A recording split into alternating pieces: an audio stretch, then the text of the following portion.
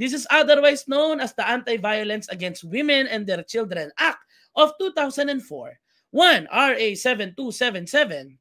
2. RA 1425.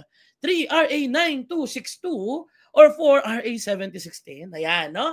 Ang tamang sagot po natin dito ay walang iba kundi, no, ito pa ay walang iba kundi, option number 3, tumpak, RA 9262.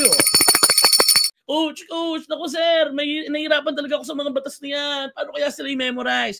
Dito ho sa Gurong Pinoy, kapag tutak Gurong Pinoy ka, mabilis kang mag-memorize ng mga ganitong numbers dahil nilalagyan po natin yan ng clue. Kung minsan naman nilalagyan natin ng kalokohan. Ano? Sige po, ganito po ang gagawin natin. Halimbawa niya, no? Ang RA 9262, paano ba yan sinusulat ng mga taga-Gurong Pinoy? Ganito po yan, no?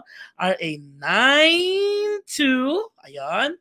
And then 6-2. Ayan. Ano po makikita natin dito? Aba, para siyang image ng isang babae. Para siyang isang image ng isang nanay na may kalong na anak. No?